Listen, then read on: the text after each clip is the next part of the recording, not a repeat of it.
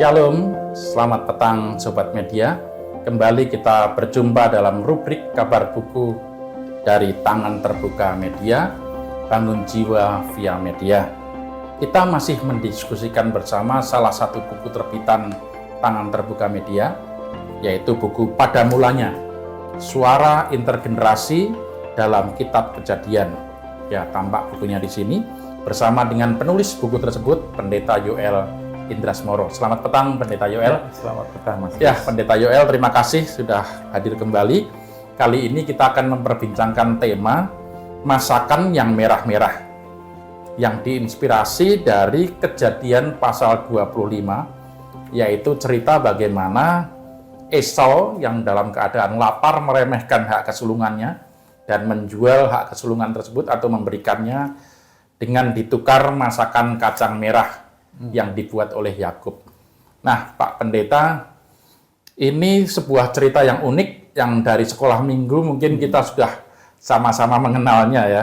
Tapi mungkin sebenarnya agak berbeda jauh dengan budaya kita yang hidup di masa modern sekarang. Ya. Sebenarnya mungkin banyak dari kita juga yang bertanya-tanya, apa yang disebut dengan hak kesulungan itu sebenarnya? Dan kalau hak kesulungan itu sebenarnya adalah milik anak sulung, dapatkah hak kesulungan itu ditukarkan hanya sekedar dengan barter, dengan makanan ataupun dengan harta gitu? Hak kesulungan ya ini menjadi menarik ya, bahwa sebetulnya tidak hanya di Israel, di semua bangsa itu anak sulung menjadi menjadi pemimpin, ahli waris utama. Ya? Ahli waris utama, anak sulung menjadi pemimpin, ahli waris utama. Dialah yang akan meneruskan marwah keluarga tersebut begitu ya. Dan ya itu tadi Esau merasa dikatakan kan aku nyaris mati. Dia kan memang ingin sekali makan masakan yang dibuat oleh Yakub, dan Yakub memang sebetulnya kan Esau dan Yakub itu saudara kembar. Jadi bukan saudara, bukan jauh usia kelahirannya ya. Mereka adalah saudara kembar. Dan memang Yakub kelihatannya ingin tuh menjadi anak sulung gitu kan. Dari lahirnya sudah berkompetisi gitu. Dari lahir sudah berkompetisi gitu kan. Dan memang kan di beberapa suku ya, itu kan juga begitu. Misalnya ada panggilan bahwa bapaknya Yoel gitu ya, saya Yoel, bapaknya Yoel, ibunya Yoel gitu ya. Artinya yang nomor satu itu disebut gitu ya. Bahkan kalau cucu kadang-kadang dibilang kakeknya si A atau kakeknya si B atau neneknya si B gitu kakeknya Elia gitu ya. Ya, artinya sulung itu menjadi sesuatu gitu ya. Dan seringkali karena sulung maka dia juga diberikan banyak kita kasih juga gitu kan. Dan seringkali memang buat iri sih kepada adik-adiknya, anak-anak sulung itu. Saya anak sulung, dirimu anak sulung gitu kan. Jadi membuat iri, terlebih lagi lahirnya hampir bersamaan. Itu dia. Padahal lahirnya cuma beda 1-2 detik gitu kan. Tapi perlakuannya begitu berbeda. Dan yang menjadi menarik kan bahwa Esau dilahirkan dalam kondisi badan yang tegap, hobinya berburu, suka berolahraga, berpetualang. Sedangkan Yakub anak rumahan ya.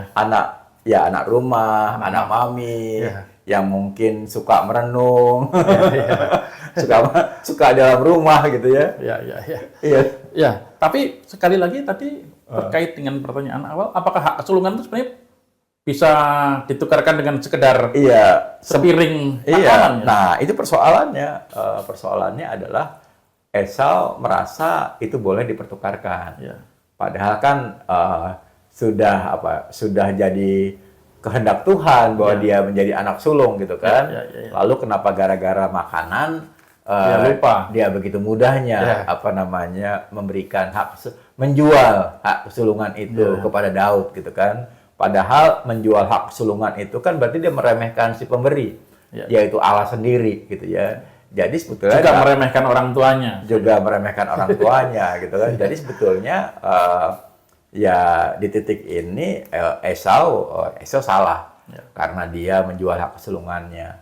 Tetapi Yakub juga tidak benar karena dia tahu kelemahan Esau adalah hal makanan gitu kan. Dan dia mencoba menipunya untuk menjual hak kesulungan itu. Ya, ini menarik sekali Pendeta Yoel. Dan juga dijelaskan, kalau Sobat Media membaca buku ini pasti akan semakin tertarik. Dijelaskan dalam buku ini adalah karakter kedua anak Ishak ini unik ya. Yang satu sedikit licik dan disebutkan dalam buku ini menghalalkan segala cara. Sementara Esau tampak pemarah, tidak sabaran dan menganggap remeh hal yang penting justru. Nah, menurut Pendeta Yoel dengan dua karakter anak yang seperti ini sebenarnya hasil didikan dari keluarga atau karakter dasar dari lahir atau bagaimana sebenarnya sebuah karakter itu dibentuk ya? Iya, nah itu sebetulnya sekali lagi ini memang pola asuh. Kemungkinan besar memang si Ishak lebih suka sama Esau. Jadi karakter Esau dibentuk oleh si Ishak. Lalu karakter Yakub dibentuk oleh Ribka di rumah gitu ya. Tetapi yang tidak boleh kita lupakan, meskipun mereka dibesarkan dalam rumah tangga, keluarga yang ayah dan ibunya berkompetisi, masing-masing punya jagoannya gitu kan, masing-masing punya jagoannya. Tapi pada akhirnya yang saya sungguh terharu adalah kisah bahwa Yakub pun juga belajar bahwa kenyataan bahwa dia lemah, penipu, hal-hal yang buruk itu membuat dia semakin tegar kan, semakin dia menggantungkan diri kepada Tuhan. Dan Esau yang tampaknya berangasan, ingin membunuh Yakub, pada akhirnya toh bisa mencintai Yakub ya. Sehingga Yakub berkata, memandangmu seperti aku memandang Allah yang siap mengampuni gitu kan. Jadi bisa saja keluarga kita memang bukan keluarga yang sempurna. Ayah ibu kita masing-masing punya favoritisme, punya kelemahan juga. Orang tua biasanya suka mengasihi anak-anak yang taat, nurut gitu ya. Dan itu kan juga kelemahan, sehingga anak-anak yang tidak taat, tidak turut, yang terlalu kreatif dianggap melawan orang tua, gitu kan. Tetapi selama anak-anak itu, orang tua terus belajar gitu ya, belajar menjadi orang tua, belajar menjadi anak, belajar menjadi adik, menjadi kakak, suami dan istri, maka ya sebetulnya ada pembaruan. Mungkin itu yang paling penting. Yang paling penting bukanlah menyalahkan keadaan, menyalahkan masa lampau, menyalahkan kenapa sih orang tua saya seperti ini sehingga saya menjadi seperti ini. Tapi kembali pertanyaannya adalah terus gimana nih? Apa yang harus kita lakukan? Gitu kan? Apa yang harus saya perbaiki? Nah, berarti Pendeta Yoel belajar dan berkaca dari penjelasan Pak Pendeta tadi, kisah ini mungkin bukan kisah tentang siapa yang menang dan siapa yang kalah ya. Bukan juga kisah tentang Yakub yang menang lawan Esau ya. Atau kan kalau kita berkaca dari kisah-kisah Alkitab yang lainnya adalah dari sebuah kisah seringkali kita belajar tentang kepahlawanan, orang yang membela kebenaran dan keadilan. Tapi di kisah keluarga ini justru kita melihat kekurangan dari masing-masing anggota keluarga. Bukan hanya Yakub dan Esau, tapi termasuk Ishak dan Ribka ya. Kalau di sini harus diakui semua kalah. Dan ketika semua kalah, maka sebetulnya itu adalah sarana yang terbaik untuk menjadikan Tuhan sebagai pemenang. Gitu kan. Karena kalau ada yang menang, maaf kata nih, orang menang seringkali merasa lebih hebat dari yang lainnya. Termasuk lebih hebat dari Tuhan. Itu persoalannya kan. Dan saya rasa sih ini bisa kita keteropong lebih jauh ya, bahwa keluarga kita memang mungkin pastilah bukan keluarga sempurna gitu ya. Jadi pertanyaannya adalah apakah kita mau mengakui itu, lalu setelah kita akui terus mau ngapain kita? Mau ngapain?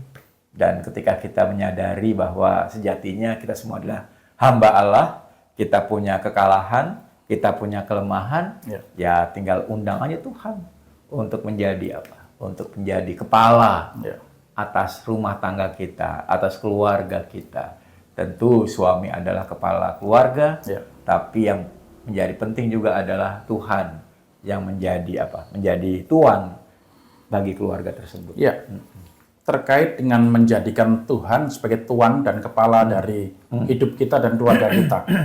Nah, ini yang menarik sekarang ini adalah banyak yang karena harta, tahta, dan wanita dijelaskan juga dalam buku ini, sehingga memandang remeh iman Kristiani atau hak kesulungan sebagai anak-anak Allah atau anugerah keselamatan yang telah diberikan Tuhan. Termasuk bahkan kadang-kadang orang tua pun merelakan anaknya menikah dan kehilangan imannya asal menikah dengan orang yang tampak jaya dan kaya harta gitu. Bagaimana sebaiknya setiap keluarga harus berkaca dari kisah ini dan juga merawat iman ya meneruskan. Iya, tidak ada jalan lain sih bahwa sebetulnya kan semuanya serba asumsi. Kalau hari ini orang itu kaya raya, kan belum tentu tahun depan masih kaya raya. Gitu kan. Kalau hari ini orang itu pinter bener gitu kan, belum tentu 10 tahun lagi masih pinter gitu kan. Tiba-tiba dia diserang kepikunan kan jadi pikun beneran kan. Dan ya masalahnya asumsi. Tapi kalau asumsi kita adalah bahwa Tuhan itu baik, telah menolong kita sampai hari ini, Tuhan jugalah Tuhan yang sama yang akan menolong kita 50 tahun lagi, ya kenapa kita tidak berpegang aja pada pemahaman itu. Tuhan itu baik dan akan selalu baik. Tuhan Yesus tidak berubah itu ya. Lagunya anak-anak sekolah minggu. Iya, betul. Ya, yang sebagai penutup Pendeta Yoel, mungkin ada sedikit pertanyaan yang menggelitik di saya dan terkait dengan kisah Yakub dan Esau berebut hak kesulungan ini. Menurut Pendeta Yoel, misalnya Esau sudah diberikan hak kesulungan, ditetapkan oleh Tuhan, apakah sebuah rencana Allah sebenarnya bisa dibelokkan oleh kelicikan atau strategi manusia?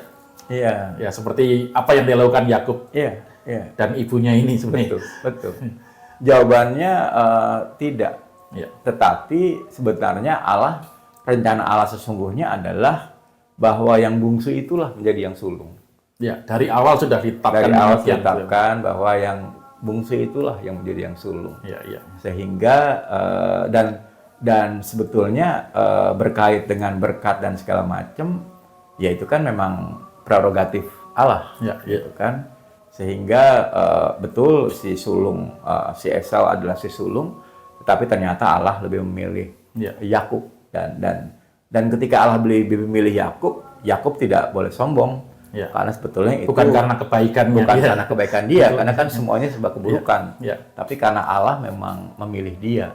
Apa alasan Allah memilih dia?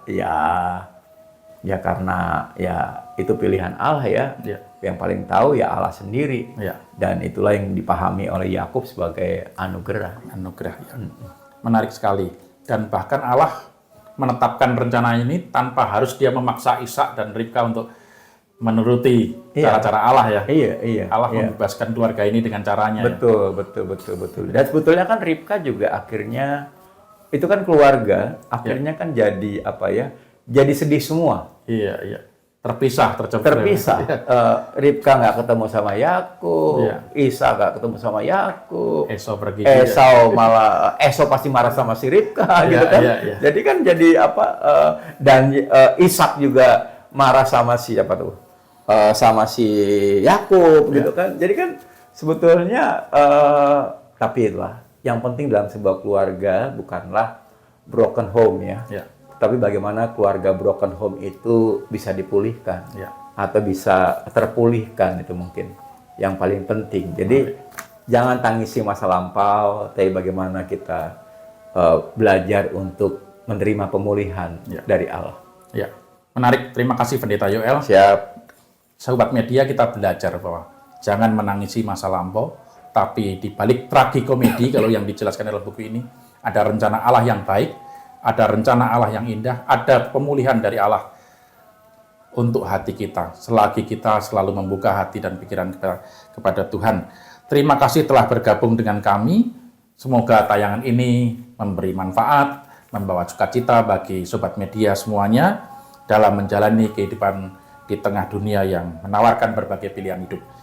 Bagi yang tertarik untuk memiliki buku pada mulanya ini, atau ingin menghadiahkan buku ini bagi para sahabat atau rekan-rekan, atau justru ingin memberikannya bagi mereka yang melayani atau bermisi di pedalaman, dapat menghubungi Tangan Terbuka Media di nomor HP 0821 231 22049. Sekali lagi saya ulangi, dapat menghubungi Tangan Terbuka Media di nomor HP 0821 231 22049. Bisa juga melalui email kami di tanganterbukamedia@gmail.com, tanganterbukamedia@gmail.com.